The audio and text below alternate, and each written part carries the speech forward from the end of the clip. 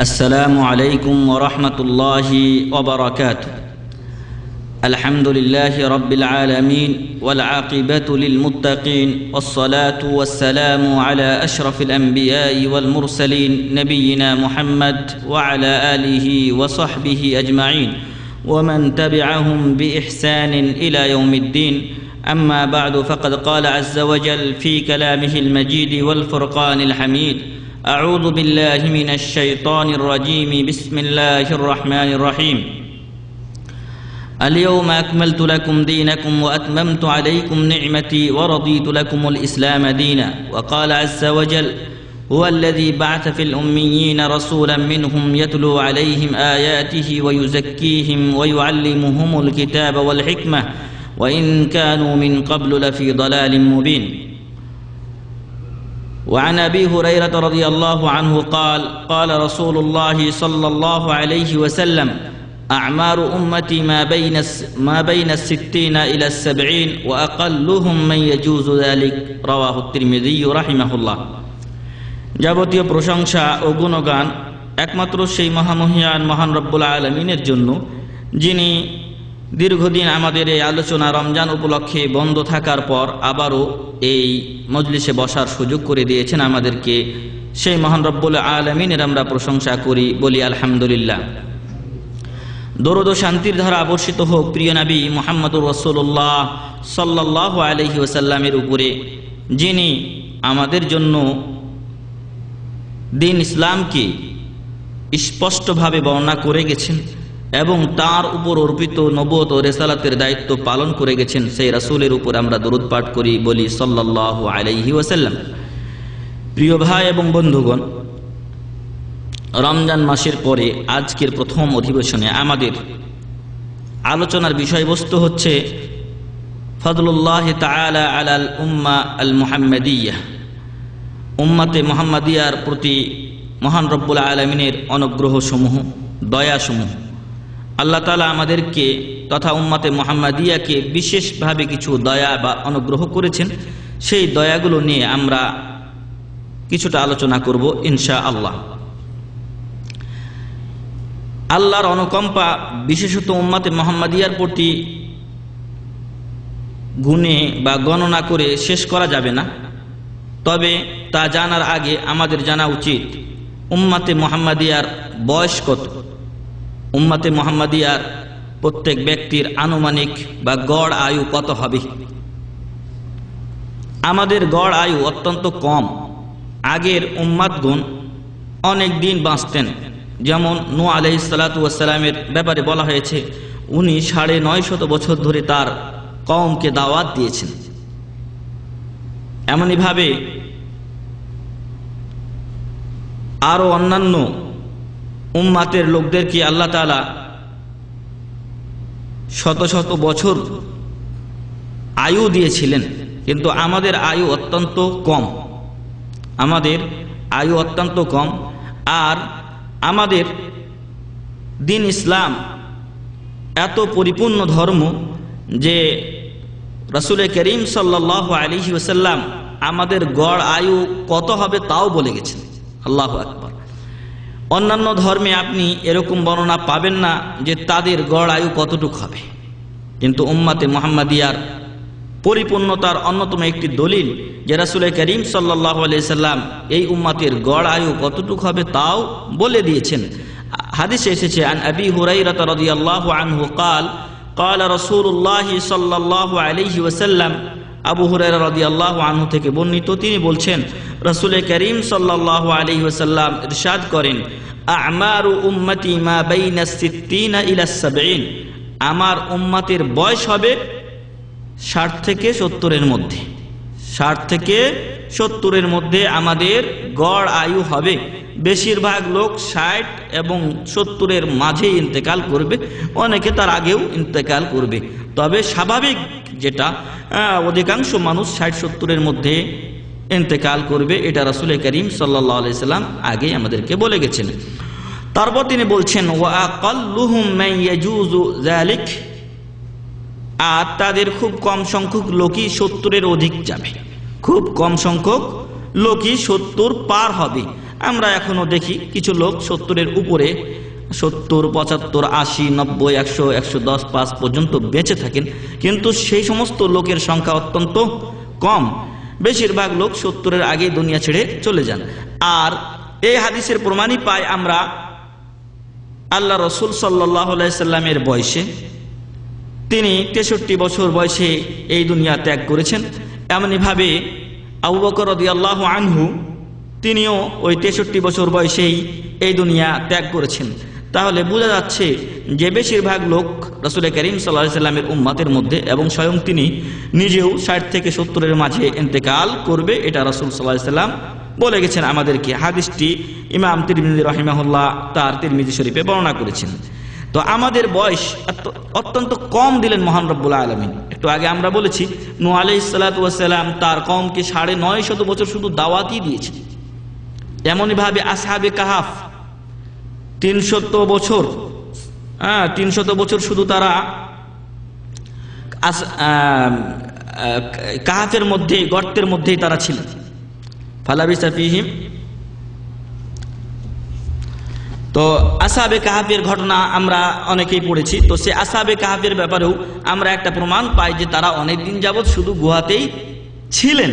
এমনইভাবে এক ব্যক্তি যিনি একটা বিরান ভূমির পাশ দিয়ে যাচ্ছিলেন, তিনি চিন্তা করলেন যে মহান রব্বুল আলামিন এই বিরান ভূমিকে কিভাবে আবার জীবিত করবেন। আল্লাহ তাআলা তাকে দিয়েই তার সন্দেহ দূর করলেন এবং তাকে আল্লাহ তাআলা মৃত্যু দিলেন এবং সে 100 বছর ওই অবস্থায় ছিল। এরপর আবার আল্লাহ তাকে জীবিত করলেন। তাহলে যে কথা বোঝাতে চাচ্ছিলাম যে তার জীবনের একটা অংশ আল্লাহ তাআলা তাকে মৃত অবস্থায় রেখেছিলেন। তাহলে তাকে কত বছর আল্লাহ তাআলা জীবন দিয়েছেন সেটাও ভাবার বিষয়। তো আসলে তাকে আরো বেশি আল্লাহ তাআলা জীবন দিয়েছিলেন। তো এইভাবে মহান রব্বুল আলামিন আগের উম্মাদেরকে অনেক লম্বা আয়ু দিয়েছিলেন, কিন্তু আমাদের আয়ুকে মহান রব্বুল আলামিন কম করে দিয়েছেন। তথাপিও আমাদের বিষয়বস্তু আজকে যে আল্লাহ তাআলা এখানে যেটা বলছিলাম যে আসহাবে কাহাফের কথা, সেখানে বলা হয়েছে ওয়ালাবিসু ফি কাহফিম 300 সিনিনা ওয়াজদাদু 9। 309 বছর তারা শুধু কাহাফেই, গর্তের মধ্যেই আল্লাহ তাআলা তাদেরকে রেখেছিলেন। তো তাদের বয়স আল্লাহ তাআলা অনেক বেশি দিয়েছিলেন। আর 40 সানা মুসা আলাইহিস সালামের ব্যাপারে বলা হয়েছে তার কওম 40 বছর ধরে তিহ ময়দানে শুধু ঘোরাফেরাই করেছে। তো ওদের বয়স আরো কত বেশি ছিল। তো তাদেরকে বয়স বেশি দিয়েছিলেন, তারা নেকি কামানোর সুযোগ বেশি পেয়েছে। কিন্তু আমাদের বয়স দেওয়া হলো 60 থেকে 70-এর মধ্যে। আর আমরা এই অল্প বয়স নিয়ে কি করে তাদের স্বাদ ধরতে পারি? তাই মহান রব্বুল আলামিন উম্মাতে মুহাম্মাদিয়ার উপর খাস করে কিছু দয়া করেছেন। আর ওই দয়াগুলোর মাধ্যমে, ওই অনুদানগুলোর মাধ্যমে, ওই নিয়ামতগুলির মাধ্যমে আল্লাহ তাআলা আমাদেরকে তাদের পর্যন্ত পৌঁছার বা তাদের চাইতে অগ্রগামী হওয়ার সুযোগ করে দিয়েছেন। এই বিষয়ে আজকে আমরা ইনশাআল্লাহ আলোচনা করব। তো আল্লাহ রাসূল সাল্লাল্লাহু আলাইহি ওয়াসাল্লাম বললেন আমাদের গড় আয়ু হবে 60 থেকে 70 বছরের মধ্যে। আর এই 70 বছরের অতিক্রম করবে খুব কম সংখ্যক লোক, এটা আমরা হাদিস থেকে জানতে পারলাম। আর মহান রব্বুল আলামিনের যে অনুগ্রহ দয়া আমাদের প্রতি তথা উম্মাতে মুহাম্মাদিয়ার প্রতি, তার মধ্যে সর্বপ্রথম যে নিয়ামত মহান রব্বুল আলামিনের পক্ষ থেকে সেটা হচ্ছে আল ইসলাম। আল্লাহ তাআলা আমাদেরকে ইসলাম দিয়েছেন এবং এই ইসলামকে আল্লাহ তাআলা পরিপূর্ণ করেছেন। এই ইসলামকে আল্লাহ তাআলা পরিপূর্ণ করেছেন, এখানে কোনো ঘাটতি রাখেননি। এমন নয় যে আমি আপনি ইসলামে কিছু জিনিস নিব এবং বিধর্মীদের কাছে কোনো কিছুর মুখাপেক্ষী হব, এমনটি আল্লাহ আমার আপনার জন্য এই ইসলামকে অপূর্ণ রেখে এমনভাবে আমাকে আপনাকে অন্যের কাছে দ্বারস্থ হওয়ার সুযোগ করে রাখেননি, বরং সেই সুযোগ, সেই দ্বার বন্ধ করে দিয়ে আমাকে আপনাকে ইসলাম আল্লাহ তাআলা পরিপূর্ণ করে দিয়েছেন। তাই আল্লাহ বলছেন আল ইয়াউমা আকমালতু লাকুম দীনাকুম ওয়া আতমামতু আলাইকুম নি'মাতি ওয়া রাদিতু লাকুমুল ইসলামা দীনা। আল্লাহ তাআলা দিন ইসলামকে পরিপূর্ণ করে দিয়েছেন আমাদের জন্য এবং নিয়ামত তার নিয়ামতকে আমাদের উপর পরিপূর্ণ করেছেন। ওয়ারাদিতু লাকুমুল ইসলাম দীনা, এবং আল্লাহ তাআলা আমাদের জন্য ইসলাম ধর্মকে দিন হিসাবে চয়ন করে সন্তুষ্ট হয়েছেন আল্লাহ তাআলা। অতএব আল্লাহ তাআলার মনোনীত এবং সন্তুষ্ট যেটাতে আল্লাহ তাআলা খুশি হন সেই ধর্ম হচ্ছে ইসলাম। আর এই ইসলামকে আল্লাহ তাআলা আমাদের জন্য পরিপূর্ণ করেছেন, এটা আল্লাহর সবচেয়ে বড় নিয়ামত এবং তিনি আমাদেরকে সেই ইসলামের অনুসারী করেছেন এবং সেই পথের পথিক করেছেন, এটা আল্লাহর সবচেয়ে বড় নিয়ামত। 2 নাম্বার হচ্ছে যে আল্লাহ তাআলা আমাদের উপর যে সকল বা তথা উম্মতে মুহাম্মাদিয়ার উপর যে সকল অনুগ্রহ করেছেন তার মধ্যে 2 নাম্বার হচ্ছে যে আল্লাহ তাআলা আসমানি কিতাব শুধু নাজিল করেই ছেড়ে দেননি এবং আমাদেরকে দিন ইসলাম দিয়েই বলে দেননি যে তোমাদেরকে দিন ইসলাম দিলাম, তোমরা যেভাবে পারো সেভাবে তোমরা চলাফেরা করো। যদি এমনটি হতো তাহলে যে দলগুলো এখন হয়েছে এর চাইতে আরো মনে হয় কোটি কোটি দল বেশি হয়ে যেত। কিন্তু আল্লাহ তাআলা আমাদের দিক নির্দেশনার জন্য যাতে আমরা সুন্দরভাবে চলতে পারি, এখনো আমরা যখন কোনো টিম গঠন করি তখন টিমের একজন নেতা থাকে, তার কথা অনুযায়ী আমরা চলি।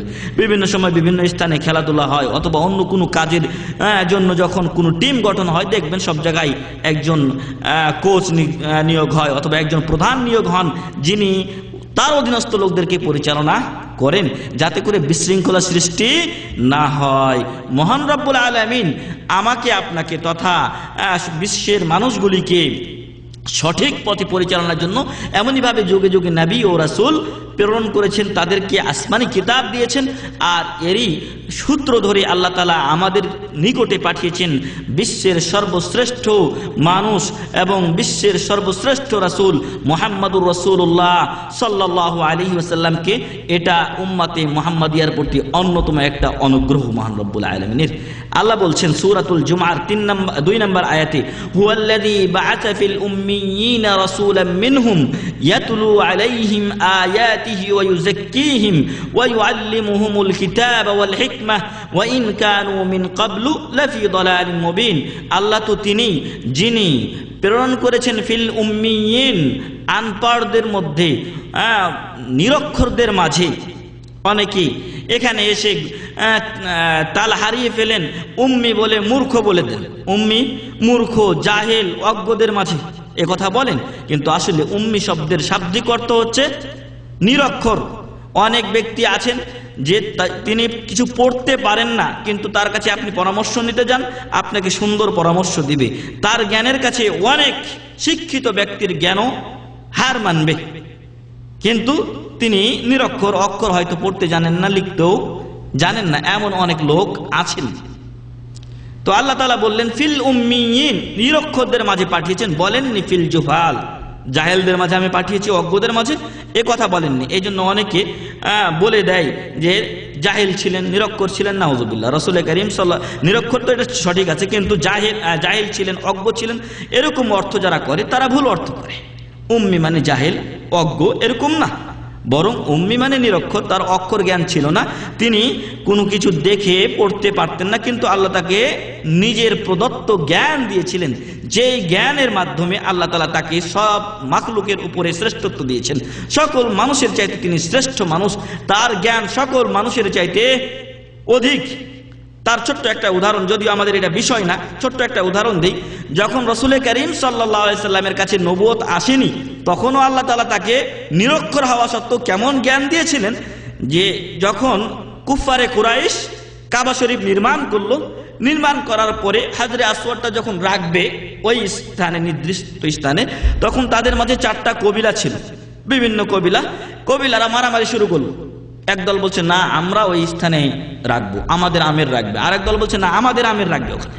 4 দলের আমির সবাই ওই পাথরটাকে রাখতে চায়, সবাই নিজেদের প্রাধান্য বিস্তার করতে চায়। এ নিয়ে যখন গন্ডগোল লেগে আর পরিস্থিতি তাদের নিয়ন্ত্রণে থাকলো না, তখন তারা শেষে একটা সিদ্ধান্ত গ্রহণ করলো যে আগামীকালকে এই দরজা দিয়ে যে ব্যক্তি প্রথম প্রবেশ করবে তিনি সিদ্ধান্ত দিবেন যে কে এই হাজরে আসওয়াদ ওই স্থানে রাখবে। আল্লাহ তাআলা আগে থেকেই তার প্রিয় হাবিব মুহাম্মদুর রাসূলুল্লাহ সাল্লাল্লাহু আলাইহি সাল্লামকে যদিও তখনও নবুয়ত দেননি, কিন্তু তাকেই তিনি চয়ন করে রেখেছিলেন এবং ওই দরজা দিয়ে পরের দিন সকালবেলা প্রথম যিনি প্রবেশ করেছিলেন তিনি ছিলেন মুহাম্মদুর রাসূলুল্লাহ সাল্লাল্লাহু আলাইহি ওয়াসাল্লাম। এবং তিনি ইচ্ছা করলে নিজ হাতে রাখতে পারতেন। জাহেল ছিলেন না, অজ্ঞ ছিলেন না, কিন্তু নিরক্ষর ছিলেন। নিরক্ষর হওয়া সত্ত্বেও জ্ঞানী ছিলেন, এটাই আমি প্রমাণ করাতে চাচ্ছি।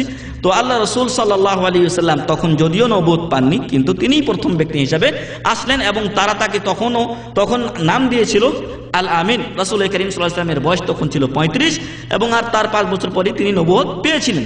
তো যাই হোক, আল্লাহ রসুল সাল্লাল্লাহু আলাইহি ওয়াসাল্লাম তখন ঢুকলেন এবং সবাই বললেন যে হাদা আল আমিন, ইনি হলেন আল আমিন, সত্যবাদী, আর ওনার প্রতি আমরা সবাই আস্থাশীল, তিনি যেটা ফয়সালা করবেন আমরা সবাই মেনে নিব। এবার আল্লাহ রসুল সাল্লাল্লাহু আলাইহি ওয়াসাল্লাম বললেন যে একটা চাদর নিয়ে আসো। চাদর নিয়ে আসা হলো, চাদরটা রাখা হলো। এরপর বললেন যে এই পাথরটা চাদরের উপর রাখো। পাথরটা চাদরের উপর যখন রাখা হলো তখন 4 কবিলার আমিরকে, নেতাকে তিনি ডাকলেন এবং বললেন 4 জন 4 কোণা ধরুন। মারামারির নিষ্পত্তি ঘটাচ্ছেন রাসূল করিম সাল্লাল্লাহু আলাইহি ওয়াসাল্লাম। তো জ্ঞান না থাকলে কি এটা সম্ভব হয়? আল্লাহ রসুল সাল্লাল্লাহু আলাইহি ওয়াসাল্লাম বললেন 4 জন 4 কোণা ধরো। 4 জন 4 কোণা ধরে এটাকে উপরে উঠাও। হাজরে আসওয়াদ যেখানে আছে এ বরাবর যখন গেল, আল্লাহ রসুল সাল্লাল্লাহু আলাইহি ওয়াসাল্লাম নিজ হস্তে পাথর ধরে সেখানে স্থাপন করলেন। আল্লাহু আকবার। যদি জাহেল অজ্ঞ তাহলে কি তার দ্বারা এরকম ফয়সালা সম্ভব ছিল? 4 কবিলাই সন্তুষ্ট, কারো উপর প্রাধান্য দেওয়া হয়নি, আর নিজের হাতেও রাখা হয়েছে পাথর। তো আল্লাহ রসুল সাল্লাল্লাহু আলাইহি ওয়াসাল্লাম নিরক্ষর ছিলেন, লিখতে জানতেন না, পড়তে জানতেন না। এবং এটারও একটা কারণ আমি একদিন বলেছিলাম যে যদি লিখতে জানতেন, পড়তে পারতেন, তাহলে মক্কার কুফারে কুরাইশ বলেছিল যে এটা মুহাম্মদ সাল্লাল্লাহু আলাইহি ওয়াসাল্লাম কোরআন নিজের পক্ষ থেকে তৈরি করেছেন। ওই পথটা বন্ধ করে দেওয়ার জন্য আল্লাহ রসুল সাল্লাল্লাহু আলাইহি ওয়াসাল্লামকে আগেই আল্লাহ নিরক্ষর করেছেন, যাতে কোনো সাহিত্যিকের মতো পড়ে পড়ে রচনা করতে পারেন, এই সুযোগটা না থাকে, কাফেররা এই কথা বলতে না পারে। এরপরও বলেছে। তো যাই হোক, আল্লাহ তাআলা উম্মীদের মাঝে, যারা নিরক্ষর ছিলেন তাদের মাঝে একজন রাসূল প্রেরণ করলেন। মিনহুম, তাদের মধ্য থেকে, ইয়াতলু আলাইহিম আয়াতি, তার কাজ কি ছিল? তাদের উপর আল্লাহর আয়াতগুলো পাঠ করবেন। আল্লাহ কোরআন নাজিল করেছেন এবং ওহিয়ে গায়রে মাতলু, যেটা হাদিস, সেটাও এক প্রকার ওহী, এবং সেগুলো তিনি তাদেরকে শিক্ষা দিবেন। ওয়ায়ুযাক্কিহিম, তাদেরকে পবিত্র করবেন শিরক এবং বেদাত এবং কুসংস্কারের কবল থেকে। ওয়ায়ুআল্লিমুহুমুল কিতাব ওয়াল হিকমাহ, তাদেরকে কোরআন ও সুন্নাহ শিক্ষা দিবেন। ওয়া ইন কানু মিন ক্বাবলু লাফি দালালিম মুবিন, যদিও তারা এই কোরআন নাজিলের পূর্বে মুহাম্মদ সাল্লাল্লাহু আলাইহি ওয়াসাল্লাম কর্তৃক উম্মাদকে শিক্ষা দেওয়ার পূর্বে অত্যন্ত স্পষ্ট গুমরাহিতে লিপ্ত ছিল বা গুমরাহিতে ছিল। তো যাই হোক, এটাতে আমরা বোঝাতে চেয়েছি 2 নাম্বার, মহান রব্বুল আলামিন উম্মতে মুহাম্মাদিয়ার উপর যে অনুগ্রহ করেছেন, যে দয়া করেছেন, তা হচ্ছে তিনি আমাদের মধ্য থেকে, উম্মীদের মধ্য থেকে আমাদের জন্য সাইয়্যিদুল মুরসালিনকে কিতাব সহকারে, আসমানি কিতাব এবং শ্রেষ্ঠ কিতাব আল কোরআন সহকারে আমাদের নিকটে তিনি আল্লাহ রসুল সাল্লাল্লাহু আলাইহি ওয়াসাল্লামকে পাঠিয়েছেন। এটা উম্মতে মুহাম্মাদিয়ার উপর দ্বিতীয় অনুগ্রহ। এমনইভাবে আমরা সর্বশেষ এসেছি, আমরা অন্যান্য উম্মতদের সবচেয়ে পিছনে এসেছি, কিন্তু আল্লাহ তাআলা কাল কিয়ামতের ময়দানে উম্মতে মুহাম্মাদিয়ার সর্বপ্রথম হিসাব নেবেন এবং তাদেরকে সর্বপ্রথম জান্নাতে প্রবেশ করাবেন। আবু হুরায়রা রাদিয়াল্লাহু আনহু হাদিস বর্ণনা করছেন, আল্লাহ রাসূল সাল্লাল্লাহু আলাইহি ওয়াসাল্লাম ইরশাদ করেন, নাহনুল আখিরুনা আস-সাবিকুনা ইয়াউমাল কিয়ামাহ, আমরা আখিরুন, আমরা পিছনে এসেছি, সর্বশেষ উম্মত আমরা, কিন্তু আস-সাবিকুনা ইয়াউমাল কিয়ামাহ, কিয়ামতের দিন আমরাই সর্বাগ্রে থাকব। এবং উম্মতে মুহাম্মাদিয়ার মধ্য থেকে সবচেয়ে বেশি লোক জান্নাতে প্রবেশ করবে। মুসা আলাইহিস সালাতু ওয়াস সালামকে যখন কাল কিয়ামত মেরাজের রাত্রে রাসূল করিম সাল্লাল্লাহু আলাইহি ওয়াসাল্লাম অতিক্রম করে যাচ্ছিলেন, তখন তিনি কাঁদতে শুরু করলেন। জিজ্ঞাসা করা হলো, কাঁদছেন কেন আপনি? তো উনি উত্তরে বললেন যে এই যুবক আমার পরে এসেছে, কিন্তু তার উম্মতের সংখ্যা, জান্নাতে যারা যাবে তার উম্মতের সংখ্যা আমার উম্মতের চাইতে বেশি হবে। আল্লাহু আকবার। তো আমরা বেশি সংখ্যক লোক ইনশাআল্লাহ জান্নাতে যাব এবং শেষে আসা সত্ত্বেও আগে হিসাব হয়ে আমরা আগে ইনশাআল্লাহ জান্নাতে চলে যাব, যারা কোরআন ও সুন্নাহ মোতাবেক আমল করবেন তারা। তাহলে এটাও উম্মতে মুহাম্মাদিয়ার প্রতি আল্লাহ তাআলার একটা বড় অনুগ্রহ এবং দয়া। এরপরে আল্লাহ তাআলা আমাদেরকে সবচেয়ে শ্রেষ্ঠ উম্মাত করেছেন। আল্লাহ তাআলা আমাদেরকে শ্রেষ্ঠ উম্মাত করেছেন, অন্যান্য উম্মাতদের চাইতে আমাদেরকে মর্যাদা বেশি দিয়েছেন। আল্লাহ বলছেন ওয়াকাযালিকা জাআলনাকুম উম্মাতান ওয়াসাতান লিতাকুনু শুহাদা আলান নাস, এমনইভাবে আমি তোমাদেরকে ওয়াসাতান বলা হয়েছে, খিয়ারান, বেশিরভাগ মুফাসসির বলছেন ওয়াসাত মানে খিয়ার, মানে উত্তম। আমি তোমাদেরকে সর্বোত্তম উম্মাত, সর্বোত্তম জাতি করেছি, অর্থাৎ উম্মাতে মুহাম্মাদিয়াকে। কেন? আবার একটা বড় দায়িত্ব পড়ে গেছে আমাদের উপরে। যদিও আমরা সর্বোত্তম জাতি, কিন্তু আমাদের উপরে একটা দায়িত্ব পড়েছে। আল্লাহ বলছেন লিতাকুনু শুহাদা আলান নাস, যাতে করে তোমরা মানুষের উপরে সাক্ষী হয়ে দাঁড়াও। আল্লাহ তাআলা যুগে যুগে নবী ও রাসূল প্রেরণ করেছেন এবং অন্যান্য উম্মতেরা নবী ও রাসূলদের কথাগুলো অমান্য করেছে। এটা আমরা সাক্ষী দিব তাদের বিরুদ্ধে কিয়ামতের দিন। কিভাবে আমরা জানতে পারলাম যে তারা অমান্য করেছে? আল্লাহ তাআলা কোরআনে বর্ণনা করেছেন যে আদ, সামুদ, হুদ, তাদের কওমরা কেমন ব্যবহার করেছে, তাদের নূহ আলাইহিস সালামের কওম, এমনইভাবে অন্যান্য নবীদের ইব্রাহিম আলাইহিস সালামের কওম তাদের সাথে কেমন আচরণ করেছেন এবং তারা রিসালাতের উপরে ঈমান এনেছিলেন কিনা, না নবুয়তের উপরে ঈমান এনেছিলেন কিনা, তা আল্লাহ তাআলা আমাদেরকে বর্ণনা করেছেন। আমরা কোরআন পড়ে তাদের বিরুদ্ধে কিয়ামতের দিন সাক্ষ্য দিব যে তারা ঈমান আনেনি। যারা ঈমান এনেছে তাদের পক্ষে সাক্ষী দিব। ওয়া ইয়াকুনার রাসূলু আলাইকুম শাহিদা, কিন্তু আরেকটা সমস্যা রয়ে গেছে। সেই সমস্যাটা হচ্ছে যে আমি আপনি সঠিকভাবে আমল করছি কিনা, আমি আপনি রিসালাতে মুহাম্মাদিয়া সঠিকভাবে পালন করছি কিনা, এটার জন্য কে সাক্ষী হবেন আমার আপনার উপরে? ওয়া ইয়াকুনার রাসূলু আলাইকুম শাহিদা, রাসূল সাল্লাল্লাহু আলাইহি সাল্লাম আমাদের উপরে সাক্ষী হবেন। তো যাই হোক, এখান থেকে এই আয়াত থেকে প্রমাণের বিষয় হচ্ছে আল্লাহ তাআলা আমাদেরকে শ্রেষ্ঠ উম্মাত বলে উল্লেখ করেছেন। এরপরে আরো বেশ কিছু আলোচনা এই আয়াতেই বলা হয়েছে। আল্লাহ তাআলা কিবলা পরিবর্তন করলেন, কাফেরদের, ইহুদিদের মাঝে, খ্রিস্টানদের মাঝে, নাসারাদের মাঝে হইচই লেগে গেল, কুফফারে কুরাইশের মাঝে হইচই লেগে গেল। ব্যাপার কি? ইয়ার দিন আবার কেমন দিন হলো? কিছুদিন বাইতুল মুকাদ্দাসের দিকে নামাজ পড়ে মুখ করে, আবার হঠাৎ করে চেঞ্জ হয়ে কাবা শরীফের দিকে নামাজ পড়ে। এই ব্যাপার কি? তো আল্লাহ তাআলা বলছেন এই ঘটনাকে উল্লেখ করে, ওয়ামা জাআলনাল কিবলাতাল্লাতী কুনতা আলাইহা ইল্লা লিনা'লামা মান ইয়াত্তাবি'ুর রাসূলা মিম্মান ইয়ানকালিবু আলা আকিবাইহি ওয়া ইন কানাত লাকাবীরাতান ইল্লা আলাল্লাযীনা হাদাল্লাহ। আল্লাহ বলছেন যে কিবলা যে চেঞ্জ করলাম, পরিবর্তন করলাম, এটা আমি এজন্যই করেছি যে যাতে করে আমি জেনে নেই কারা রাসূল সাল্লাল্লাহু আলাইহি সাল্লামের ইত্তেবা করে। যারা সত্যিকার মুমিন তারা নির্দ্বিধায় এটা মেনে নেবে। যেরকম আবু বকর সিদ্দিক রাদিয়াল্লাহু আনহুকে যখন বলা হয়েছিল যে তোমার সাদিক, তোমার বন্ধু বলে যে রাত্রে ঘুরে এসেছে বাইতুল মুকাদ্দাস, ওখান থেকে 7 আসমান গেছে, আবার ফিরে এসেছে, আবার বাইতুল মুকাদ্দাসে 2 রাকাত নামাজ পড়েছে, সকল নবীদের ইমামতি করেছেন তিনি। তো এগুলো হাস্যকর ব্যাপার নয় কি? আমরা বাইতুল মুকাদ্দাসে যেতে আমাদের অনেক সময় লাগে, 1 মাস চলে যায়, 2 মাস চলে যায়, আর রাত্রের কিছু অংশে নাকি গেছে আবার ঘুরে এসেছে। আবু বকর সিদ্দিক রাদিয়াল্লাহু আনহু বলেছিলেন যদি এটা মুহাম্মদ বিন আব্দুল্লাহ এবং আব্দুল মুত্তালিবের দৌহিত্র মুহাম্মদ সাল্লাল্লাহু আলাইহি সাল্লাম বলে থাকেন তাহলে সত্য বলেছেন। আল্লাহ তাআলা বললেন যে আমি কিবলা পরিবর্তন করলাম এই জন্যই যাতে করে জেনে নেই কারা রাসূল সাল্লাল্লাহু আলাইহি সাল্লামের অনুসরণ করে আর কারা করে না।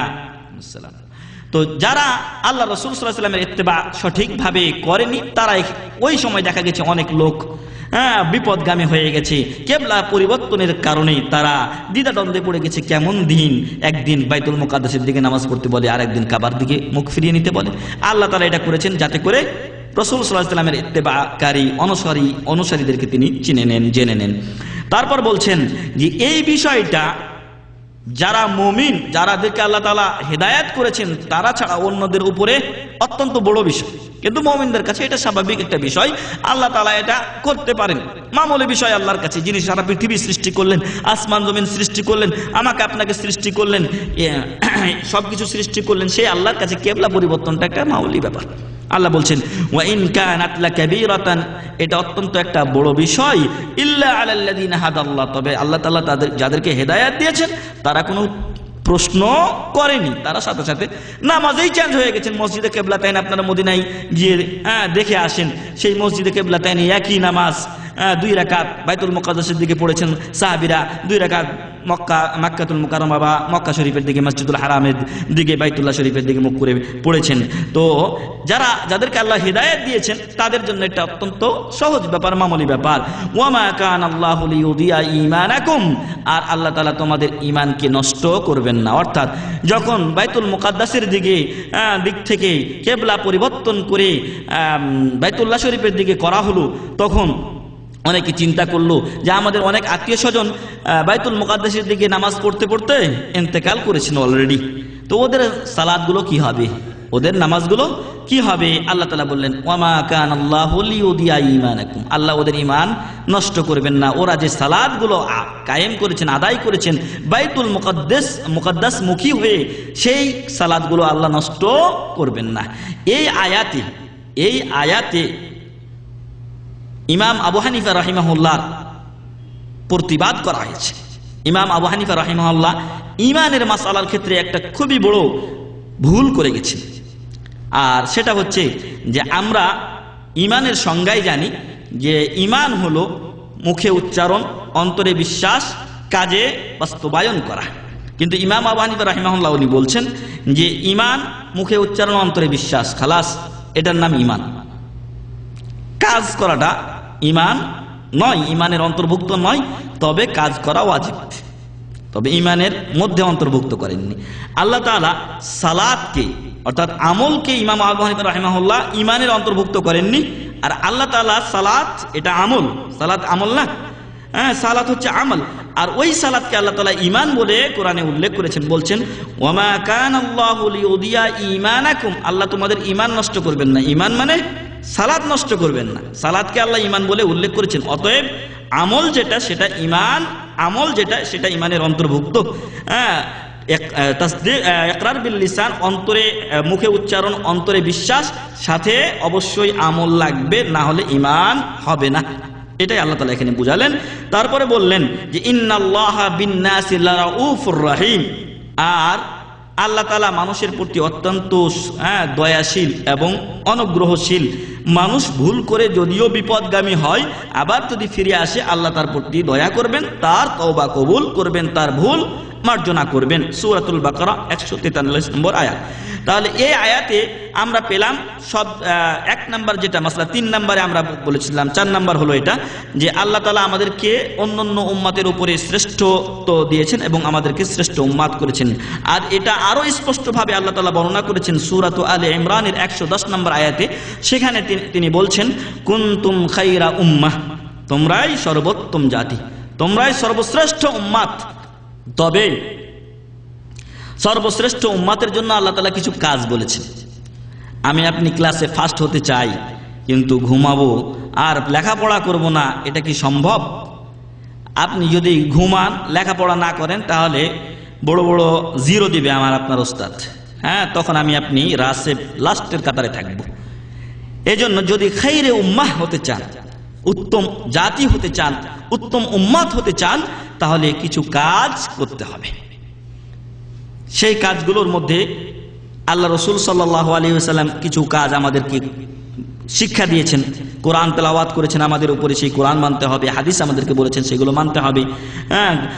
এরপরে আল্লাহ তাআলা এখানে বিশেষ কিছু কাজ বলছেন। উখরিজাত লিন্নাস, মানবতার কল্যাণের জন্য আমাদেরকে আল্লাহ তাআলা সৃষ্টি করেছেন। তাহলে মানুষের অকল্যাণ করা খায়রে উম্মাতের কাজ নয়। আমাদের কাজ হবে যে আমরা সর্বদা মানুষের কল্যাণকামী হব, মানুষের ভালো কিছু আছে সেই কাজগুলো করারই আমরা চেষ্টা করব, এবং রাসূল করিম সাল্লাল্লাহু আলাইহি সাল্লাম এই কাজটাই করে আমাদেরকে দেখিয়েছেন। এরপর বলছেন যে খায়রে উম্মাহ, তোমরা যে উত্তম জাতি, এজন্য তোমাদের কাজ কি কি হওয়া দরকার? তা'মুরুনা বিল মা'রুফ, কল্যাণের আদেশ করবে, ভালো কাজের আদেশ করবে। ওয়া তানহাউনা আনিল মুনকার, খারাপ কাজের নিষেধ করবে। আমাদের অবস্থা আজকে এমন হয়ে গেছে যে আমরা এই খারাপ কাজে লিপ্ত হয়ে গেছি, আর ভালো কাজের আদেশ তো দূরের কথা, খারাপ কাজের নিষেধ এগুলো সবই আমাদের মাঝ থেকে আজকে উঠে গেছে। এদেশে হাইয়াতুল আমরি বিল মারুফ ওয়ান নাহি আনিল মুনকার আছে, তাদেরও কার্যক্রম আজকে স্তব্ধ হয়ে গেছে। আমরা একদিন গেছিলাম কোনো এক বেদাতি কাণ্ডকে বন্ধ করার জন্য। আমরা আমাদের কাজ আলহামদুলিল্লাহ করে এসেছি, কিন্তু ওদের কাজ আজ পর্যন্ত কোনো ফল আমরা পাইনি, অথচ তারা এই বিভাগে চাকরিজীবী। তো যাই হোক, আমর বিল মারুফের কাজ, নাহি আনিল মুনকারের কাজ, সৎ কাজের আদেশ, অন্যায়ের নিষেধ, এই কাজ আজকে স্তব্ধ হয়ে গেছে। যার ফলে আজকে যেটা মন্দ ওটাই আমার আপনার পরবর্তী জেনারেশন ওটাকে তাদের কৃষ্টি কালচার হিসেবে গ্রহণ করছে। অসৎ কাজ থেকে যদি মানুষকে আমরা নিষেধ না করি তাহলে এক সময় ওটাকেই মানুষ ভালো বলে জানবে। আপনি আমি যদি ধূমপান করি তাহলে আমার আপনার সন্তান ও জানবে আব্বা তো এটা পান করে, খারাপ কিছু না, খাওয়া যায় এটা। তাহলে আমার ছেলে আমার কাছ থেকে শিক্ষা অর্জন করছে যে এটা ভালো জিনিস। তো এটা নাহি আনিল মুনকার।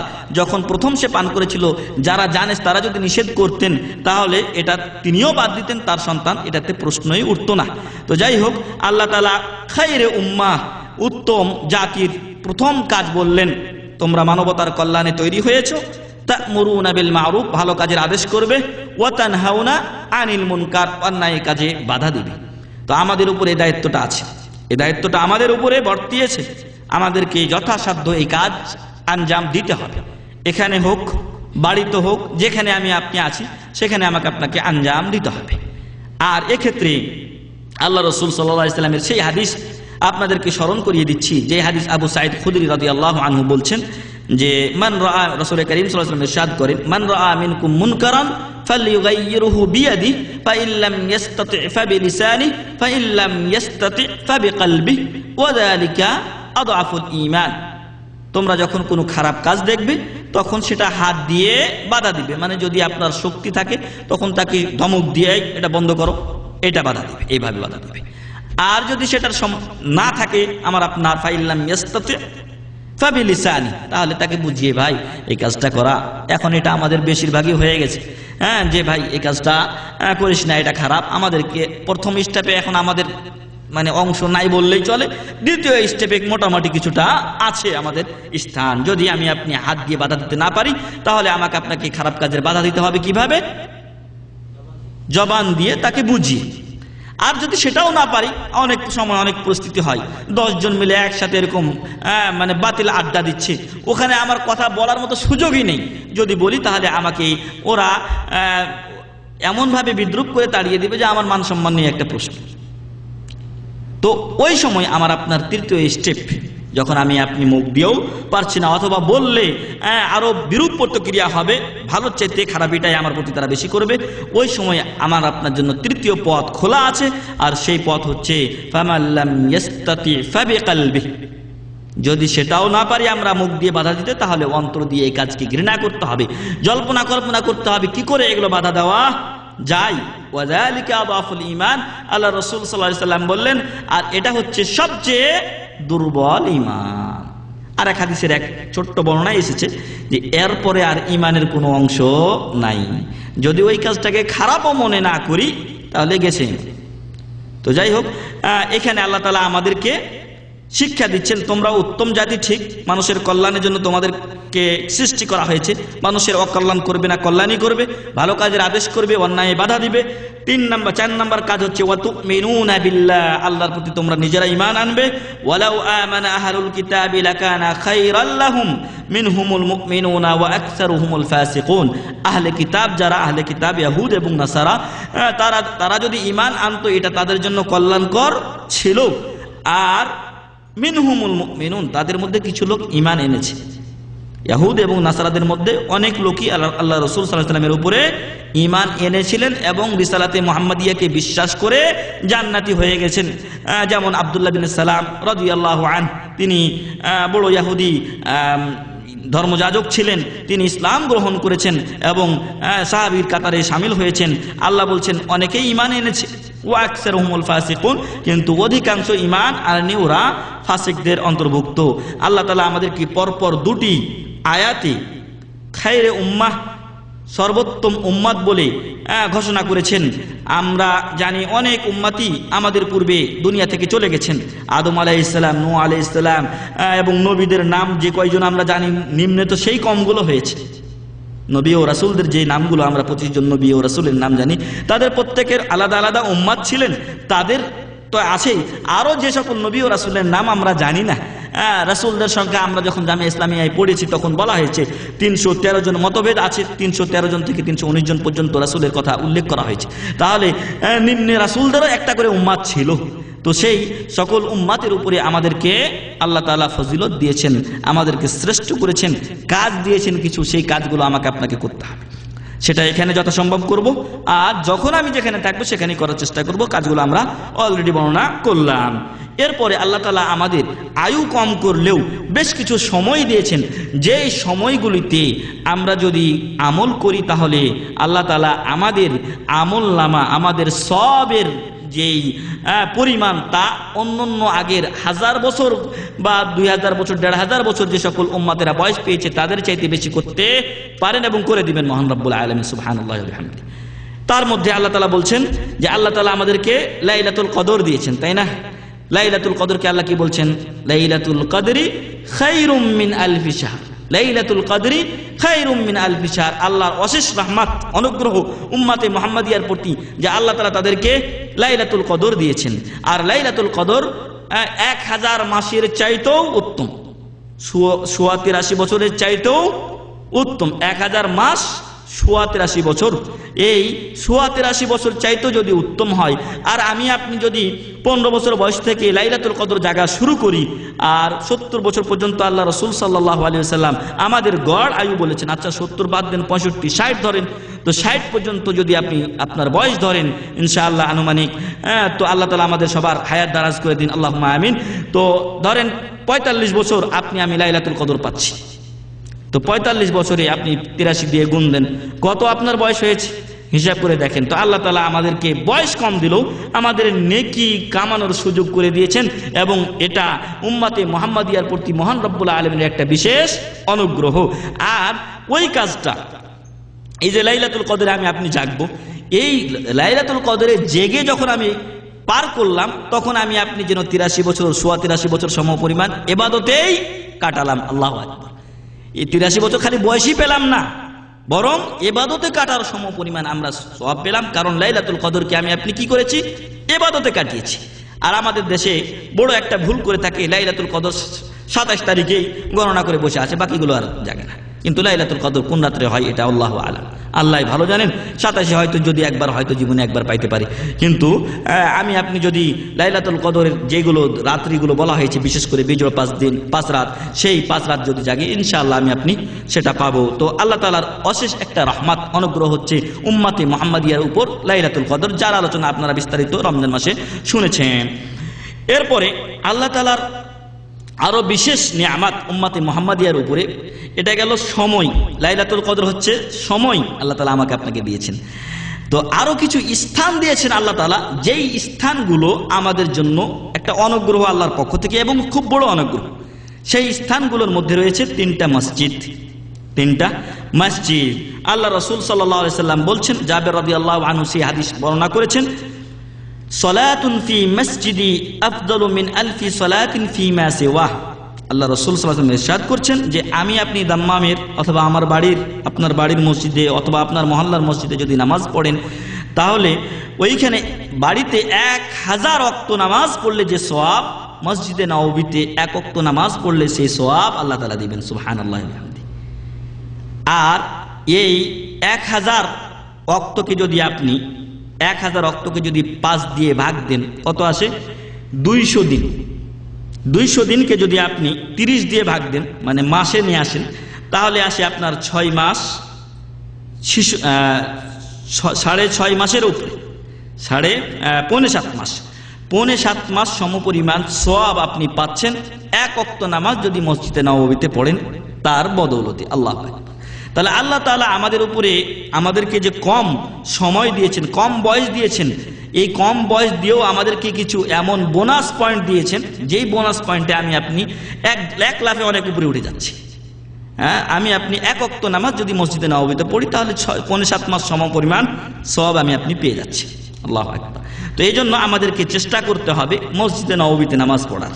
এই ফজিলত পাওয়ার জন্য যখনই ছুটি হয় অথবা যখনই সুযোগ আসে অথবা আমার আপনার কোনো আত্মীয় স্বজন আছে আসছে দেশ থেকে, তাকে দেখতে যাওয়ার জন্য হঠাৎ করে আমি আপনি চলে যেতে পারি, ছুটি নিয়ে চলে গেলাম।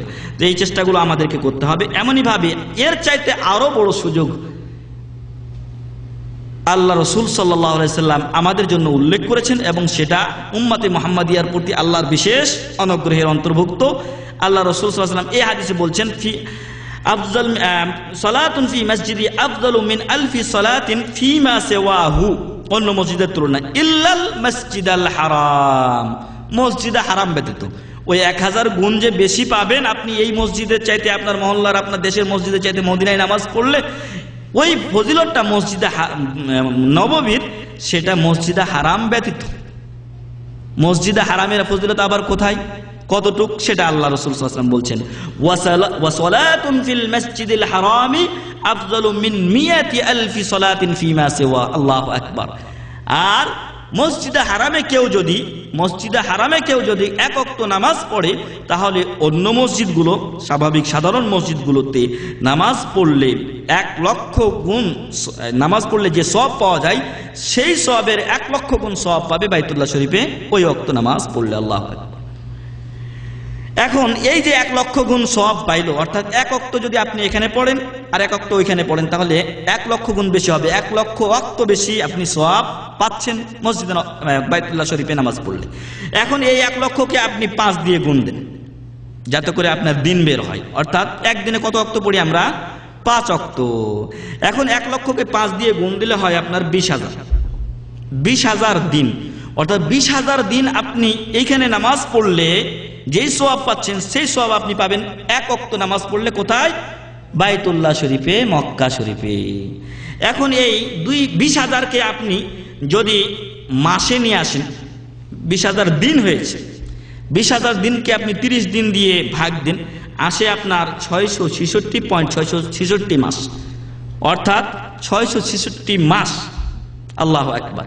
666 মাসকে যদি আপনি এখন 12 দিয়ে ভাগ দেন, তাহলে আপনার কি আসবে? বছর চলে আসবে। বছর হয় আপনার 55 বছর 55 দিন। আল্লাহু আকবার। 55 বছরের অধিক সমপরিমাণ এক ব্যক্তি যদি এখানে বসে নামাজ পড়ে, এই দাম্মামের মসজিদে অথবা বাড়ির মসজিদে, যেই সওয়াব পাবে 1 ওয়াক্ত নামাজ কাবা শরীফে পড়লে সে সেই সওয়াব পাবে। আল্লাহু আকবার। তাহলে আপনি যদি এরকম 5 দিন নামাজ পড়তে পারেন বা একদিনে 5 ওয়াক্তও যদি আদায় করেন, তাহলে 55 বছর হয়ে গেল। অর্থাৎ আপনি এমনিই 5 দিয়ে গুণ দেন, 250 পার হয়ে চলে গেছে। 5 5 25, আবার 275 বছরের নেকি আমি একদিনে পাচ্ছি। আল্লাহু আকবার। আমাদেরকে আল্লাহ তাআলা বয়স কম দিল, আমাদের প্রতি জুলুম করা হয়নি, বরং আরো সুযোগ করে দেওয়া হয়েছে নেকি কামানোর। তো এই জন্য আমাদের উচিত হবে যে আমরা যখনই আমরা সুযোগ পাবো, ছুটি নিয়ে হোক অথবা আমার আপনার কোনো আত্মীয় আছে মক্কা শরীফে, মদিনার তুলনায় মক্কায় সব বেশি, এই জন্য মক্কায় আগে যাওয়া দরকার। তারপরও মদিনা শরীফে যাব আমি আপনি ইনশাআল্লাহ। তো আমার আপনার আত্মীয় স্বজন যখন আসি দেশ থেকে, তখন দেখা করার উপলক্ষে চলে যাই। অন্তত আমারও তো 5-7 ওয়াক্ত 10 ওয়াক্ত নামাজ সেখানে হয়ে যাবে। এমনইভাবে কোনো আত্মীয় স্বজন থাকলে অন্তত জিয়ারতে চলে যায় ছুটির সময়। এই চেষ্টাগুলো যেন আমরা করি। আল্লাহ তাআলা আমাদেরকে সে তৌফিক দান করুন। আল্লাহুম্মা আমিন। আরও একটা মসজিদ আছে যে মসজিদের ফজিলত বর্ণনা করা হয়েছে, সেটা হচ্ছে বাইতুল মুকাদ্দাস, যেটা মুসলমানদের প্রথম কেবলা। সেই কেবলাতে যদি কেউ 1 ওয়াক্ত নামাজ পড়ে, তাহলে অন্য বিভিন্ন রিওয়ায়াত এসেছে 500 গুণ আছে। তবে সহি হচ্ছে শেখ নাসিরউদ্দিন আলবানী রাহিমাহুল্লাহ উল্লেখ করেছেন, এবং শেখ আব্দুল মুহসিন আল আব্বাদ হাফেজাহুল্লাহ, যিনি মসজিদে নববীর মুদাররিস এবং জামে ইসলামের আগে ভিসি ছিলেন, তো তিনি বলছেন যে 250 গুণ যেটা হাদিস, সেটা হচ্ছে সহিহ। আমরা মসজিদে নববীর কথা দেশে জেনে এসেছি 50,000, অনেকেই এটা জানি, আসলে 50,000 না, 1000 যেটা সেটাই সহিহ। আর বাইতুল মুকাদ্দাসের ফজিলত হচ্ছে এখানে নামাজ পড়লে যেই সওয়াব পাবো, যদি 5 সওয়াব পাই, এর 250 গুণ বেশি পাবো বাইতুল মুকাদ্দাসে নামাজ পড়লে। এটা হচ্ছে সবচেয়ে সহিহ হাদিস। তো যাই হোক, এই স্থানগুলো আল্লাহ তাআলা আমাদেরকে দিয়ে দিয়েছেন যাতে করে আমাদের মর্যাদা বৃদ্ধি পায়, আমাদের সওয়াব বেশি হয়। যদিও আমাদেরকে আমাদের বয়স কম দেওয়া হয়েছে, মা বাইনা 60 ইলা 70, 60 এবং 70-এর মাঝে গড়ায়ু দেওয়া হয়েছে আমাদের, কিন্তু আমাদের সওয়াবের গড়ায়ু আরো বেশি করে দেওয়া হয়েছে। আল্লাহ তাআলা আমাদেরকে 2 হারামাইনে বেশি বেশি সালাত আদায় করে বেশি সওয়াব কামানো তৌফিক দান করুন। আল্লাহুম্মা আমিন। এমনইভাবে আরো একটি চতুর্থ মসজিদের ফজলত আল্লাহ রাসূল সাল্লাল্লাহু আলাইহি ওয়াসাল্লাম বর্ণনা করেছেন। কে বলতে পারবেন সেটা? কোন? মসজিদে কুবা। সাহল বিন হুনাইফ রাদিয়াল্লাহু আনহু বলছেন, আল্লাহ রাসূল সাল্লাল্লাহু আলাইহি ওয়াসাল্লাম ইরশাদ করেন, মান তাতাহহারা ফি বাইতি। এই হাদিসটা মসজিদে কুবার গেটে লেখা আছে, যারা খেয়াল করেছেন তারা পাবেন। মান তাতাহহারা ফি বাইতিহি, যে ব্যক্তি তার বাড়িতে ওযু করলো। আর আমি আপনি যখন মদিনা শরীফে যাই, আমার আপনার বাড়ি আর কই, হোটেলে যেখানে থাকি, অথবা কেউ যদি হোটেল না নিয়ে মসজিদে নববীতেই পড়ে থাকে, ওটাই আমার আপনার বাড়ি। মানে মসজিদে নববী থেকে আমাকে আপনাকে ওযু করে নিতে হবে, অথবা হোটেল নিলে হোটেল থেকে ওযু করে নেব। আল্লাহ রাসূল সাল্লাল্লাহু আলাইহি ওয়াসাল্লাম ইরশাদ করলেন, মান তাতাহহারা ফি বাইতিহি, যে ব্যক্তি তার বাড়িতে ওযু করবে, তার বাসায় ওযু করবে, যেখানে আছে সেখানে ওযু করবে। সুম্মা আতা মসজিদা কুবা, এরপর মসজিদে কুবাতে আসবে। ফাসাল্লা ফিহি সালাতান, সেখানে এসে এক ওয়াক্ত নামাজ পড়বে। অপর বর্ণনায় এসেছে ফাসাল্লা ফিহি রাকাতাইন, 2 রাকাত নামাজ পড়বে। আমি এমন সময় গেছি যখন নামাজের টাইম নয়, তো আমি গিয়ে তখন 2 রাকাত তাহিয়াতুল মসজিদ, 2 রাকাত নফল নামাজ পড়লাম। ফাসাল্লা ফিহি সালাতান, সেখানে এক ওয়াক্ত নামাজ পড়লো, অথবা 2 রাকাত নামাজ পড়লো। কানা লাহু কাআজরি উমরাহ, তার জন্য রয়েছে একটা উমরার সওয়াব। সুবহানাল্লাহি ওয়া বিহামদিহি। উমরা কবুল হয় কিনা কে জানে? আর উমরার সমপরিমাণ সওয়াব অলরেডি লিখে দেওয়া হচ্ছে। তো আমরা যখন উমরা করতে যাই, যদি মদিনা হয়ে আমাদের বাস ঘুরে, আমরা যেন এদিক সেদিক ঘোরাফেরা না করে অন্তত একবার হলেও আমরা মসজিদে কুবাতে যাই। আল্লাহ তাআলা আমাদেরকে এই সওয়াব অর্জনের তৌফিক দান করুন, আল্লাহুম্মা আমিন। তাহলে আমাদের বয়স বা গড় আয়ু কম দেওয়া সত্ত্বেও মহান রব্বুল আলামিন আমাদের উপর অত্যন্ত অনুগ্রহ করেছেন যে এই 3 মসজিদের সাথে আরেকটা মসজিদ যোগ করে এই মসজিদগুলোতে সালাত আদায় করার সওয়াব আল্লাহ তাআলা আমাদেরকে দিয়ে আমাদের আমলনামাকে সমৃদ্ধশীল, আমার আপনার আমলনামাকে আরো মজবুত করার সুযোগ করে দিয়েছেন। তাই আল্লাহ তাআলার শুকরিয়া করে আমি আপনি শেষ করতে পারবো না। এছাড়াও আরো অনেক অনুগ্রহ দয়া আল্লাহ তাআলা আমার আপনার উপরে, উম্মতে মুহাম্মাদিয়ার উপরে করেছেন। সেগুলোর মধ্যে একটা লম্বা হাদিস এসেছে, সেই হাদিসটা হচ্ছে হাদিসুল ইসরা ওয়াল মি'রাজ। হাদিসটা অনেক লম্বা, এর 2 পৃষ্ঠা, এখান থেকে শুরু হয়েছে, এই পৃষ্ঠা শেষ, এই পৃষ্ঠাও শেষ। তো এখানে আমাদের প্রমাণের বিষয় যেটা আমি প্রমাণ করতে চাচ্ছি সেটা অত্যন্ত সংক্ষিপ্ত আকারে পেশ করতে চাচ্ছি। হাদিসটা অনুবাদ করলে অনেক সময় লাগবে, ওটা 2টা মহাজারা লাগবে, 2 ঘন্টা চলে যাবে। তো আমাদের বিষয় ছিল যে উম্মতে মুহাম্মাদিয়ার প্রতি আল্লাহর বিশেষ অনুগ্রহ, দয়া। সেই দয়ার অংশটুকু হচ্ছে, আপনারা সবাই শুনেছেন মেরাজের ঘটনা, এবং আল্লাহ রাসূল সাল্লাল্লাহু আলাইহি সাল্লামের উপরে তার উম্মতের জন্য এই রাত্রে 5 ওয়াক্ত সালাত ফরজ করা হয়েছিল। প্রথমত আল্লাহ তাআলা কয় ওয়াক্ত ফরজ করেছিলেন? 50 ওয়াক্ত আল্লাহ তাআলা নামাজ ফরজ করেছিলেন, সালাত ফরজ করেছিলেন। এরপরে তিনি ফিরে এসেছিলেন, আসার পথে দেখা হয়েছিল মুসা আলাইহিস সালামের কাছে।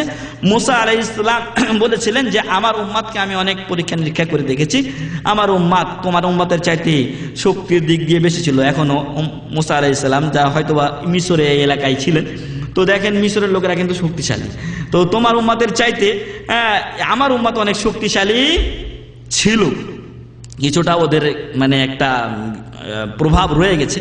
তো যাই হোক, তোমার উম্মতের চাইতে আমার উম্মত শক্তিশালী ছিল, তারা তাদের চাইতে ব্রেনেই বেশি ছিল, সব দিক দিয়েই ভালো ছিল, মজবুত ছিল। এরপরও তারা যে সকল বিধান তাদের প্রতি নাজিল করা হয়েছিল সেগুলো আদায় করতে পারেনি। আমার অভিজ্ঞতার আলোকে বলছি যে তোমার উম্মত 50 ওয়াক্ত সালাত আদায় করতে পারবে না, অতএব আল্লাহর কাছে ফিরে যাও। এক এক বর্ণনাতে এক এক রকম ভাবে শোনা যায়। কোন বর্ণনায় বলা হয়েছে যে রাসূল সাল্লাল্লাহু আলাইহি সাল্লাম জয়বার গিয়েছেন, প্রত্যেকবার 5 ওয়াক্ত করে কমিয়ে দেওয়া হয়েছে। আরেক বর্ণনায় আছে, সম্ভবত এটা সেই বর্ণনা, যে 10 ওয়াক্ত করে কমিয়ে দেওয়া হয়েছে, 10 10 10 4 10 40 কমিয়ে দেওয়া হয়েছে। এরপর আবার তিনি ফিরিয়ে পাঠিয়েছেন তখন আল্লাহ তাআলা 5 ওয়াক্ত কমিয়ে দিয়েছেন। এরপরে আবার যখন এসেছেন আবার ফিরিয়ে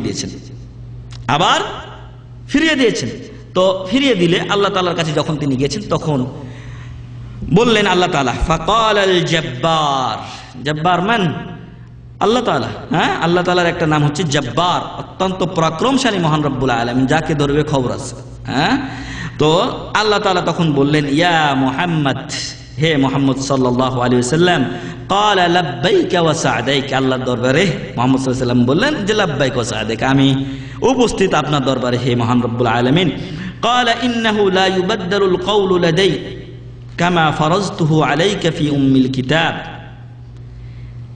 আমার কাছে কোনো কথার পরিবর্তন হয় না, তবে যাও, যেভাবে আমি উম্মুল কিতাবে এটা ফরজ করেছি সেইভাবেই তোমাকে আমি এই নামাজ দিয়ে দিলাম, অর্থাৎ 5 ওয়াক্ত সালাত তোমার জন্য রাখলাম। তবে দেখেন 5 ওয়াক্ত সালাত রাখা হলো, 5 ওয়াক্তের সওয়াব 5 ওয়াক্তই দিতে পারতেন মহান রব্বুল আলামিন। আল্লাহ একটা বোনাস পয়েন্ট আমার আপনার জন্য সেট করছেন, বলছেন ক্বালা ফাকুল্লু হাসানাতিন বিআশরি আমসালিহা, প্রত্যেকটা নেকির পরিমাণটা, ভালো কাজের পরিমাণটা আমি কত গুণ বাড়িয়ে দিব? বিআশরি আমসালিহা, 10 গুণ বৃদ্ধি করে দিব। আল্লাহু আকবার। তাহলে আপনি যদি একটা ভালো কাজ করেন, আল্লাহ একটা নেকি লেখেন না, কয়টা লেখেন? 10টা লেখেন। এই জন্য মান কারা আল কোরআন হারফান ফালাহু আশরু হাসানাতিন, একটা অক্ষর পড়বেন কোরআনের 10টা নেকি দেওয়া হবে।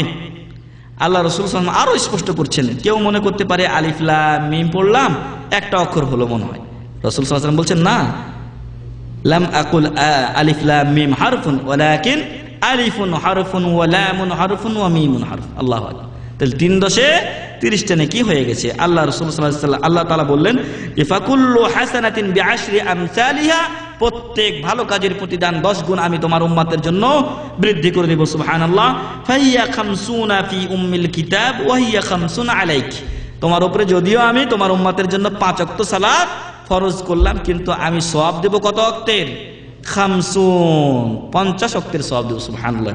এটাও উম্মতে মুহাম্মাদিয়ার উপরে মহান রব্বুল আলামিনের একটা অনুগ্রহ। আগের উম্মতকে কি বলা হয়েছে? 5 ওয়াক্ত সালাত আদায় করবি বাবা, তোকে আমি 50 ওয়াক্ত দেব না, এটা বলা হয়নি তাদের জন্য, আমাদের জন্য বলা হয়েছে। তো আল্লাহ সব অনুগ্রহ আমাদের জন্য করেছেন। এমনই ভাবে আরো বেশ কিছু ফজিলত আল্লাহ তাআলা আমাদেরকে দিয়েছেন, অনুগ্রহ আমাদের উপর করেছেন।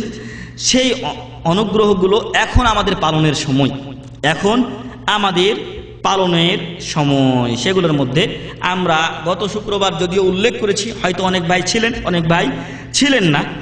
তো সেটা হচ্ছে শাওয়ালের 6টি রোজা, সেটা হচ্ছে শাওয়ালের 6টি রোজা। হাদিসে এসেছে আন আবি আইয়ুবিল আনসারী রাদিয়াল্লাহু আনহু আন্নাহু হাদাসাহু আন্না রাসূলুল্লাহ সাল্লাল্লাহু আলাইহি ওয়াসাল্লাম قال, আবু আইয়ুব আনসারী রাদিয়াল্লাহু আনহু থেকে বর্ণিত, তিনি বলছেন যে আল্লাহ রাসূল সাল্লাল্লাহু আলাইহি ওয়াসাল্লাম ইরশাদ করেন, মান সামা রমাদানা সুম্মা তাবাহু সিত্তাম মিন শাওয়াল কানা কাসিয়ামিদ দাহর, যে ব্যক্তি রমজান মাসের পুরা রোজা রাখবে, এরপর শাওয়ালের 6টি রোজা রাখবে, সুম্মাত বাউ সিত্তাম মিন শাওয়াল, এরপর শাওয়াল মাসে 6টি রোজা রাখবে, কানা কাসিয়ামিদ দাহার, সেজন্য পুরা বছরই রোজা রাখলো। দাহার বলতে যুগ বলা হয়, দাহার অর্থ হচ্ছে যুগ, আর আরবিতে যুগ হয় 100 বছরে 1 যুগ।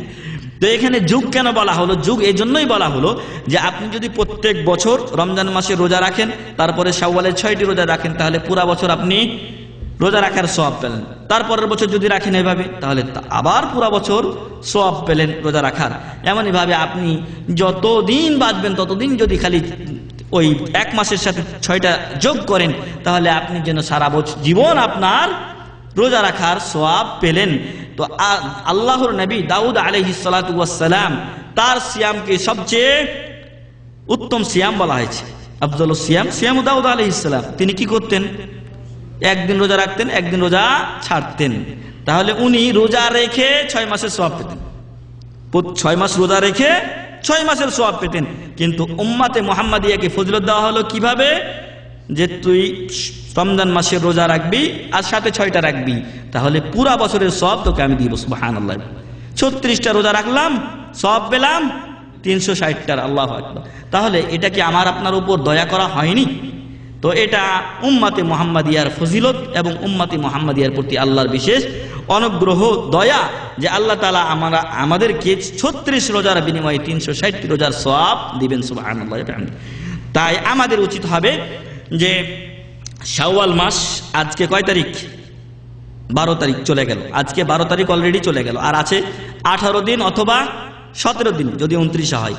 তো যে সকল ভাই রোজা রেখেছেন আলহামদুলিল্লাহ, যারা রাখছেন পুরা করবেন ইনশাআল্লাহ, আর যারা রাখেননি অথবা জানেন না তাদের প্রতি বিনীত অনুরোধ যে শাওয়াল মাসের বাকি আর 17 দিন আছে, এই 17 দিনের মধ্যে 6টি রোজা করে নেবেন। 6টি রোজা করলে, একটু আগে আমরা যে হাদিস বললাম আবু আইয়ুব আনসারী রাদিয়াল্লাহু আনহু বর্ণনা করছেন এবং সেটা সহিহ মুসলিমে এসেছে হাদিসটি, যে আল্লাহ রাসূল সাল্লাল্লাহু আলাইহি ওয়াসাল্লাম বলছেন যে ব্যক্তি এই 6টি রোজা রমজানের সাথে রাখবে সে ব্যক্তি পুরা বছর রোজা রাখার সওয়াব পাবে। সুবহানাল্লাহি ওয়া হামদি। এই সওয়াব থেকে কেউ যেন নিজেকে বঞ্চিত না করেন। তবে গত শুক্রবারের দিন আমরা বলেছিলাম যে কারো উপরে যদি কাজা রোজা থাকে তাহলে তিনি কাজা রোজা আগে আদায় করবেন। একদল উলামা বলছেন যে অবশ্যই আগে কাজা আদায় করতে হবে, এটা লাজেম। তো এই শাইখদের মধ্যে আছেন শেখ মোহাম্মদ বিন সালেহ আল উসাইমিন রাহিমাহুল্লাহ, উনি বলেছেন যেহেতু এটা ফরজ এই জন্য কাজাটা আগে আদায় করতে হবে, কারণ নফলের তুলনায় ফরজের গুরুত্ব বেশি, তাই আগে কাজা করবে তারপরে শাওয়ালের রোজাগুলো করবে। তবে বাকি ওলামারা বলেছেন যে কাজা আদায় করার যদি তার সময় না থাকে, এখন আমি এমন অবস্থায় হয়ে গেছে যে আর মাত্র হয়তো 6 দিনই বাকি আছে শাওয়ালের, 29 তারিখ পর্যন্ত ধরলে, কারণ একদিনের তো ভরসা নাই, একদিনের হতেও পারে নাও হতে পারে। এজন্য আমি যখন 24 তারিখে আছি অথবা 23 তারিখে আছি, তখন আমি এখন যদি আমার 5টা রোজা কাজা হয়েছে বা 2টা রোজা কাজা হয়েছে সেটা আদায় করতে গেলে আমার শাওয়ালের রোজা পূর্ণ হয় না। এজন্য আমি তখন শাওয়ালের রোজা আগে রেখে নেব। আর কাজা রোজা যেহেতু আগামী রমজান পর্যন্ত কাজা রোজার সুযোগ আছে, তাই পরবর্তীতে আমি কাজা রোজা আদায় করে নেব। আমরা যেন কেউ শাওয়ালের রোজা থেকে পিছু পা না হই, সকলে যেন আমরা শাওয়ালের রোজা আদায় করি। আর সবচেয়ে উত্তম হচ্ছে সাথে সাথে করা, কারণ আল্লাহ রাসূল সাল্লাল্লাহু আলাইহি ওয়াসাল্লাম যেই শব্দটা ব্যবহার করেছেন সেই শব্দই বলা হয়েছে সুম্মা আতবাহু, এরপরে ইত্তেবা করা, অনুসরণ করা, মানে ওর সাথে সাথে করা। ঈদের পরের দিন থেকে করতে পারলে সবচেয়ে ভালো। আর যদি কেউ পরবর্তীতে করে একটা করে দুইটা করে 3 বারে করলো অথবা 3টা করে করলো, তাতে কোনো সমস্যা নাই, আদায় হয়ে যাবে। তো এই শাওয়ালের রোজা যেন আমরা কেউ ভুলে না যাই। 17 দিন অথবা 18 দিন আছে, এই দিনগুলিতে আমরা সবাই আদায় করে নিব ইনশাআল্লাহ। আর আস্তে আস্তে দিন আরো ছোট হচ্ছে, তো কষ্ট হওয়ার কথা না, আমরা সবাই আদায় করব ইনশাআল্লাহ এই শাওয়ালের রোজা। এই ফজিলত উম্মতে মুহাম্মাদিয়ার জন্য খাস, আগের উম্মাদকে বলা হয়নি 36টা রোজা রাখো পুরা বছরের, তোমাকে সওয়াব দেওয়া হবে। এছাড়া আরো 1 বছরে 2 বছরের রোজা রাখার মতো সুযোগ আল্লাহ তাআলা আমাদের জন্য করে দিয়েছেন। এই 36 করলে তো গেল 1 বছর সওয়াব পেলেন, আরো সুযোগ করে দেওয়া হয়েছে। বলা হচ্ছে আন আবি কাতাদা ক্বাল, আবু কাতাদা রাদিয়াল্লাহু আনহু থেকে বর্ণিত, তিনি বলছেন যে ক্বালা রাসূলুল্লাহ সাল্লাল্লাহু আলাইহি ওয়াসাল্লাম, আল্লাহ রাসূল সাল্লাল্লাহু আলাইহি ওয়াসাল্লাম বলছেন সালাসু মিন কুল্লি শাহরিন ওয়া রমাদান ইলা রমাদান ফাহাদা সিয়ামুদ দাহরি কুল্লি। যদি প্রত্যেক মাসে 3টি করে রোজা রাখা হয় তাহলে 12 মাসে কয়টা হয়? 3 বারং 36। আবার যদি এটাকে 10 দিয়ে গুণ দেন কত আসে? 3 10 36 10 360। আরো 1 বছরের সওয়াব আমাদের আমলনামায় লেখা হচ্ছে। আল্লাহু আকবার। আর এই প্রত্যেক এই যে 3টি রোজা রাখবো প্রত্যেক মাসে, সেটা হচ্ছে আইয়ামে বীজের রোজাগুলি, আরবি মাসের 13, 14, 15 তারিখ, আরবি মাসের 13, 14, 15 তারিখ, এই 3 দিন রোজা রাখলে 12 মাসের 3 বারং 36টি রোজা হয়। আরও আপনি 1 বছর রোজা রাখার সমপরিমাণ সওয়াব পেলাম। হাদিসের অর্থ দাঁড়ায় যে ওয়া রমাদান ইলা রমাদান ফাহাদা সিয়ামুদ দাহরি কুল্লি। কেউ যদি প্রত্যেক রমজানে রোজা রাখে, এমনইভাবে প্রত্যেক মাসে 3টি করে রোজা রাখে, সেই জন্য সারা জীবন আজীবন রোজা রাখলো, সেই জন্য আজীবন রোজা রাখলো, তাহলে এরও ফজিলত বলা হয়েছে। এমনইভাবে আমরা লিফলেট একটা টাঙ্গিয়েছি, যদিও সেটা আমরা বড় লিফলেট সিস্টেম না থাকার কারণে ফটোকপির আমরা বড় করে ছাপাতে পারিনি। সেখানে শেষে একটা বলা হয়েছে যে আল্লাহ রাসূল সাল্লাল্লাহু আলাইহি ওয়াসাল্লাম ইরশাদ করছেন, সোমবার এবং বৃহস্পতিবারের দিন আমলনামা আল্লাহর কাছে পেশ করা হয়, অতএব ওই 2 দিন আল্লাহ রাসূল সাল্লাল্লাহু আলাইহি ওয়াসাল্লাম রোজা রাখা পছন্দ করতেন, এবং ওই 2 দিন তিনি রোজা রাখতেন। যদি কোনো ভাই রোজা রাখতে চান তাহলে তিনি ওই 2 দিন যেন রোজা রাখেন। বিশেষ করে যারা শাবাব আছেন, আল্লাহ রাসূল সাল্লাল্লাহু আলাইহি ওয়াসাল্লাম তাদের জন্য বলছেন যে ইয়া মা'শারাস শাবাব মান ইসতাতা মিনকুমুল বা'আতা ফালইয়াতাযাওয়াজ। তোমাদের মধ্যে যারা সামর্থ্য রাখে, আর সামর্থ্য 2 রকম, একটা হচ্ছে শারীরিক দৈহিক যে ক্ষমতা, আর একটা হচ্ছে অর্থনৈতিক ক্ষমতা। এখন অনেকের দৈহিক ক্ষমতা থাকে কিন্তু অর্থনৈতিক ক্ষমতা থাকে না।